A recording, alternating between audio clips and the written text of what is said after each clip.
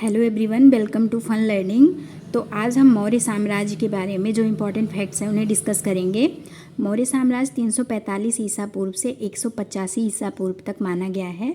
इसमें जो 3 इम्पोर्टेंट शासक हैं, चंद्रगुप्त मौर्य, बिंदुसार, अशोक, इनके बारे में हम एक एक करके डिस्कस करेंगे। चंद्रगुप्त मौर्य, इनका जो शासनकाल था, इनका टाइम पीरियड 345 ईसा पूर्व से शुरू होता है।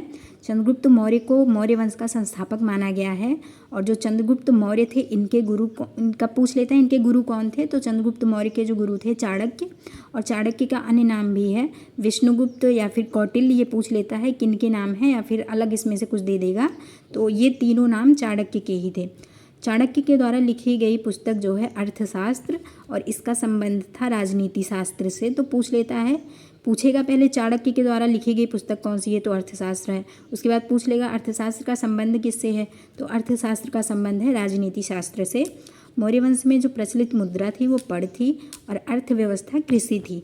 मौर्य वंश जो था वो प्राचीनतम राजवंश था, और मौर्य वंश में गुप्तचर को गूढ़ पुरुष के नाम से जाना जाता था। उस समय विशाख दत्त ने मुद्रा राक्षस नाटक लिखा था, जो कि संस्कृत भाषा में है। तो पूछ लेता है जो मुद्रा राक्षस नाटक है वो किस भाषा में लिखी गई है, तो संस्कृत भाषा में लिखा गया है। और मुद्रा राक्षस नाटक में चंद्रगुप्त को क्या कहा गया है, तो वृषल तथा कुलहीन कहा गया है। और ये जो नाटक था इसका हिंदी रूपांतर भारतेंदु हरिश्चंद्र जी के द्वारा की गई है। आगे देखते हैं हम लोग। चंद्रगुप्त मौर्य के शासनकाल में सिकंदर के सेनापति सेलुकस निकेटर ने आक्रमण किया था, और इसके राजदूत का नाम मेगस्थनीस था। तो पूछ लेता है कि मेगस्थनीस कहाँ का था, तो ये एक यूनान का था, यूनानी था, ये यूनान देश का निवासी था। मेगस्थनीस ने इंडिका नामक पुस्तक को लिखा था। तो पूछ लेगा कि मेगस्थनीस की पुस्तक का क्या नाम था, तो इंडिका था, या फिर इंडिका का संबंध किससे है, तो मेगस्थनीस से है। सेलुकस निकेटर की पुत्री कार्नेलिया के साथ चंद्रगुप्त मौर्य ने विवाह किया था। चंद्रगुप्त मौर्य ने 8 महाजनपदों पर कब्जा किया था। तो ये जो महाजनपद है ये बहुत इंपॉर्टेंट है मौर्य वंश में। ये जो 3 शासक हुए हैं, चंद्रगुप्त मौर्य, बिंदुसार, अशोक, इन तीनों के जो महाजनपद हैं वो अलग अलग हैं। तो आपको पूछ लेगा कि किसने कितने महाजनपदों पर कब्जा किया था। तो चंद्रगुप्त मौर्य ने 8 महाजनपदों पर कब्जा किया था। चंद्रगुप्त मौर्य ने अपने जीवन के अंतिम समय में जैन धर्म को स्वीकार लिया था। तो एग्जाम में प्रश्न पूछेगा कि कौन सा मौर्य वंश का शासक था जिसने अंतिम समय में जैन धर्म को स्वीकार लिया, तो वो चंद्रगुप्त मौर्य था। इनकी मृत्यु श्रवणबेलगोला में उपवास के दौरान हो गई थी। अब इनकी मृत्यु के बाद जो इनका अगला शासक बना वो बिंदुसार, जो इनका पुत्र था, उसका वो शासक बनता है।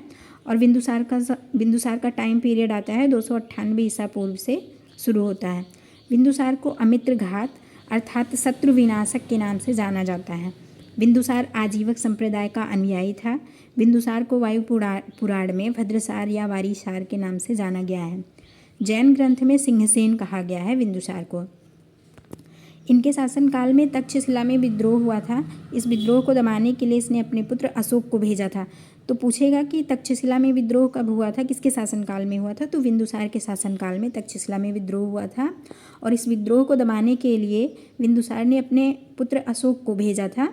तो वहाँ पे अशोक जब जाते हैं तो वहाँ पे ना ही मतलब विद्रोह तो दबता ही है, लेकिन वहाँ के जो लोग थे और बहुत ज़्यादा ही आदर भाव और सम्मान करते हैं अशोक का, सब विद्रोह दबा देते हैं अच्छे से। बिंदुसार ने 10 महाजनपदों पर राज किया था। इसके बाद अगला शासक अशोक बना।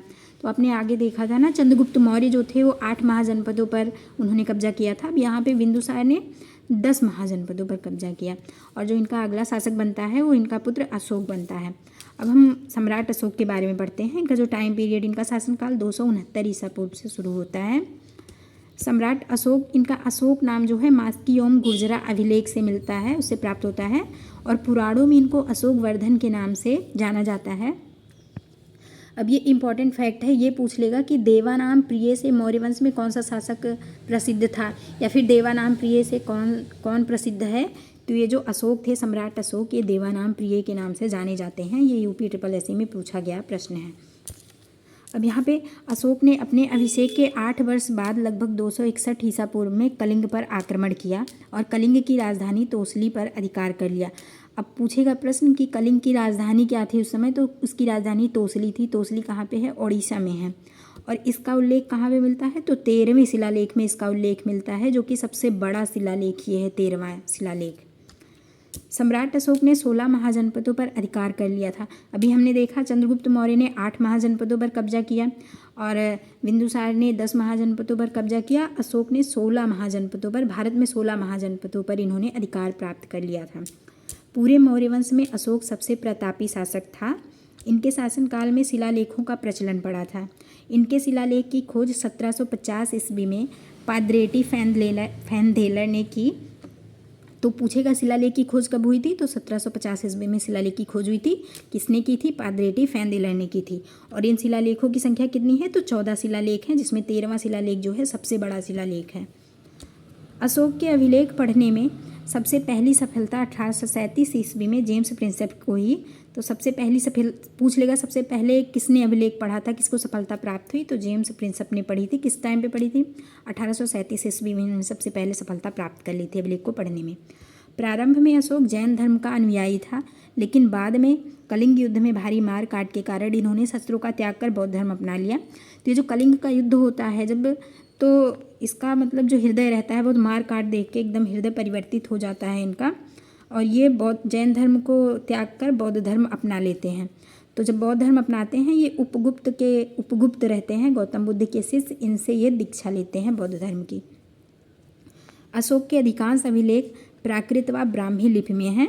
इनके केवल 2 उपलेख हैं जो खरोष्टी लिपि में हैं, जो शाहबाजगढ़ी और मानसेहरा, जो कि अभी पाकिस्तान में ये अभिलेख पाकिस्तान से प्राप्त हुए हैं, ये खरोष्टी लिपि में हैं। और बाकी प्राकृत व ब्राह्मी लिपि में सबसे ज़्यादा इनके अभिलेख मिलते हैं। इस वंश का जो अंतिम शासक था वो बृहद्रथ था, जो पुष्यमित्र शुंग के द्वारा उसकी हत्या कर दी जाती है। उसके बाद शुंग वंश की स्थापना कर दी जाती है। तो ये आज का हमारा टॉपिक था मौर्य साम्राज्य। तो ये बुक में तो बहुत सारी चीज़ें लिखी रहती हैं, लेकिन जो इम्पॉर्टेंट फैक्ट्स हैं आपके एग्ज़ाम में आने वाले, वो सारे इस नोट्स में हैं। तो आप सब पढ़िए, अच्छे से पढ़ते रहिए और मोटिवेटेड रहिए। Thank you class, stay connected.